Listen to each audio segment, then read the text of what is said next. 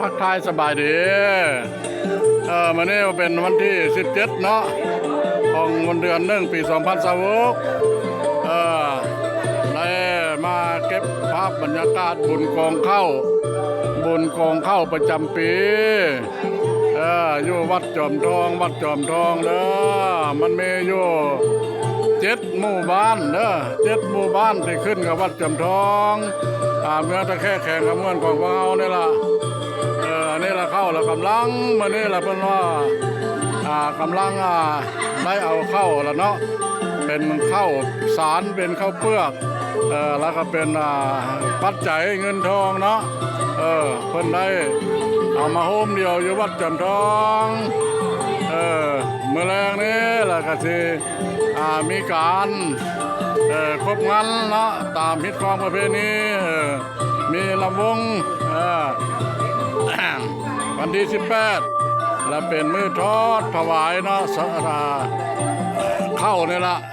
แล้วก็ถือว่าตักบาตรญาติน้ำเป็นอันว่าจบพิธีทางศาสนา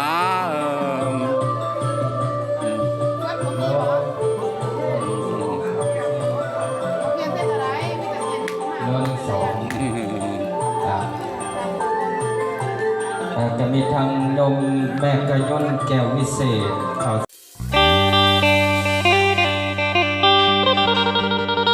ไทยคนท่านก็ได้พาขึ้นสู่สวรรค์เด้อท่านมือเสาได้เข่ามือแรงจะได้พบเป็นหาจะได้ขาดเป็นว่างอยู่ดีมีแห้งสินธรรมปกปักรักษาอยู่เย็นเป็นสุขเป็นองค์พ่อองค์ไส้ให้ลูกให้หลานพ่ออาศัยได้ขอเกิดสร้างลูกหลานได้เพิ่มผ้าอาศัยเด้ออยู่ดีมีแห่งเขาคำหันมันกำเยินมันเยินสาธุอนุโมทนา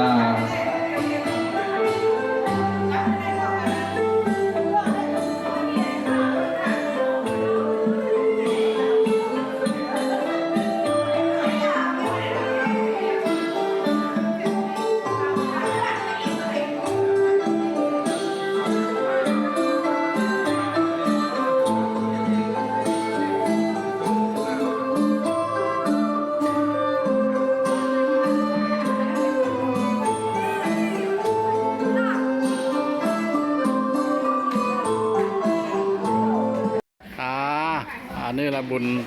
กองเข้าประจำปีเฮาเนาะเพิ่นจะจัดขึ้นอยู่ที่วัดจอมทองเมืองตะแคงแข่งขมวน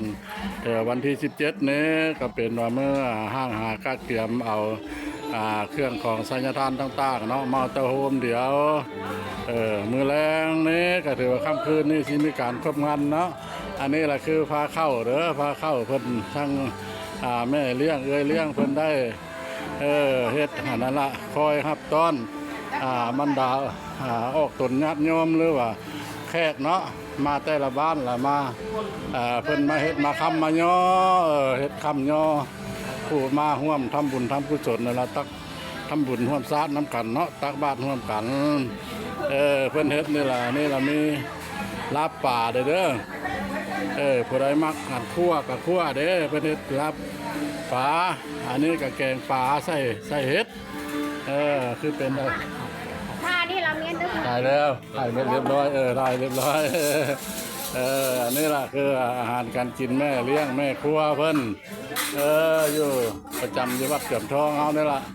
เพิ่นได้แต่งผ้าเข้าสามัคคีแต่งผ้าเข้าสามัคคีเลี้ยงผู้ใดมาทำบุญทำกุศลร่วมเนาะมาทำบุญร่วมสาธุตักบาตรร่วมกันอยู่ที่วัดเกือบทองค่ำคืนมาแรงเนี่ยอย่าพลาดอย่าชมเด้อมาเที่ยวมาชมมาลิ้นมาเที่ยวผู้ใดมีครอบมีครัวผู้ใดมีสู้มีแฟนเดียวมาปีหนึ่งมีเดียวเด้อบุญกองเข้าเนี่ยเด้อคือเป็นจังซี่ล่ะยังเต้าหัวบ้านหัวเมืองก็ยังพอท่านได้มาฮิกมาโฮมเนาะตอนแรงเด้อตอนแรงญาติประมาณเป็น2 โมงเพิ่นจะได้แห่ได้แหนอันนี้ละเข้าน้ำซ้ำป่านี่ละเข้าก็ได้น้อยได้หลายก็คือทางพระบ้านพระเลาะได้ท่ายทำเห็นอะไรเด้อวัดจอมทองเฮานะครับเป็นวัดหนึ่งที่ว่าวัดเก่าแก่วัดใหญ่ เฉพาะอยู่ในเมืองท่าแค่แข่งขมวนก็ถือว่าเป็นวัดเก่าแก่วัดใหญ่ผู้คนนับหน้าถือตาเนาะเป็นวัดอันส่วนแล้วก็ศักดิ์สิทธิ์ทละนักท่องเที่ยวภายในหรือต่างประเทศยังมาลิ้นมาชมก็เป็นหน้าประทับใจเด้อสะอาดสวยงามสะอาดสวยงามนี่แหละที่ฐานพุ่มเนาตั้งอยู่กับตู้โนนจอมทองโนนจอมทองเลยเด้อนี่ล่ะ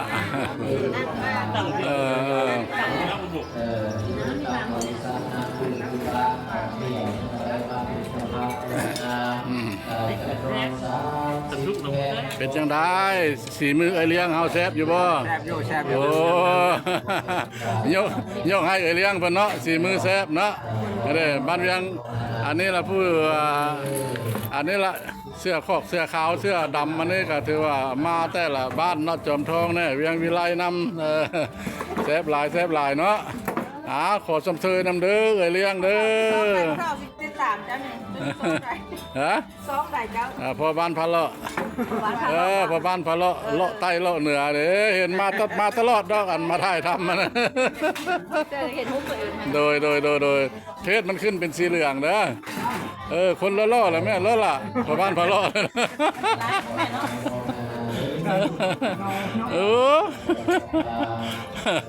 เรื่องล่อในวันยกให้พอบ้านพะเลาะอาบน้ำบริค้างเลย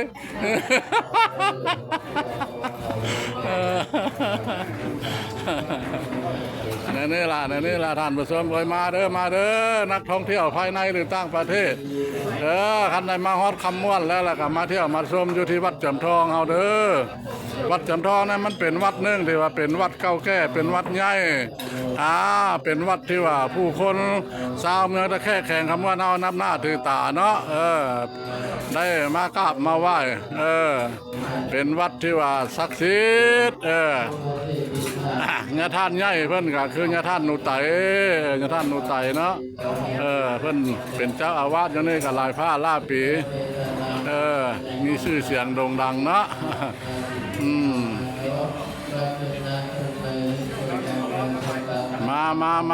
มาเล่นมาเที่ยวนำกันเด้อมือแรงเด้ออย่าพลาดอย่าชมเด้อชวนครอบชวนครัวมาเล่นชวนผู้แซ่ผู้สาวผู้เบ้าผู้แพ้วมาเที่ยวชมมันสะอาดสวยงามปีนึงมีเท่าเดียวได้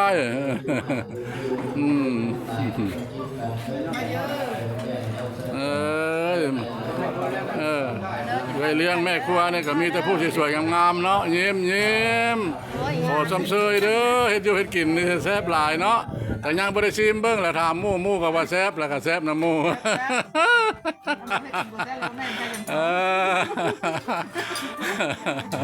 สมเสยตามเบิ่